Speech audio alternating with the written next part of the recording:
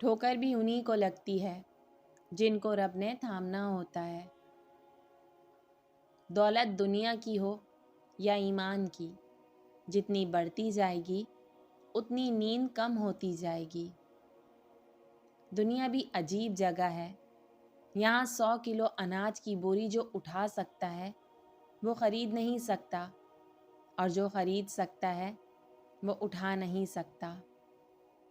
हमारी नज़र दूसरों के छोटे छोटे उयूब पर होती है। अपने बड़े बड़े ऐब दिखाई नहीं देते। अपने बदन पर सांप बिच्छू लटक रहे हैं, उनकी परवाह नहीं, और हम दूसरों की मक्खियाँ उड़ाने की फ़िक्र में हैं। जब भी दुआ मांगो अपनी औकात देखकर नहीं, बल्कि अपने रब की शान देखकर मांगो। सिर्फ़ एहसास निदामत, एक सजदा और चशमतर, ए खुदा कितना आसान है मनाना तुझको। हर चीज़ का सदका होता है, और अकल का सदका ये है कि जाहिल की बात को बर्दाश्त करो। अगर आप कुछ ऐसा करते हैं जो आपको बिल्कुल पसंद नहीं है, तो आप अपनी ज़िंदगी का अहम वक्त ज़ाया कर रहे हैं। आपको कोई और रास्ता तलाश करना होगा। सजदे से ना उठे दिल, ऐसी कोई नमाज दे मुझे।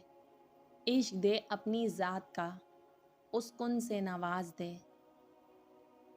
अल्हम्दुलिल्लाह कहने की आदत डाल लें, क्योंकि अल्लाह ताला शुक्र अदा करने वालों को पसंद करता है।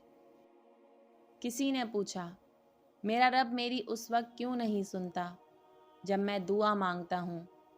जवाब मिला, वो गुनाह की सज़ा भी उस वक्त नहीं देता जब तू गुनाह करता है। अल्लाह से मोहब्बत करने वालों की एक निशानी ये भी है कि वो अल्लाह की रज़ा में हमेशा खुश रहते हैं।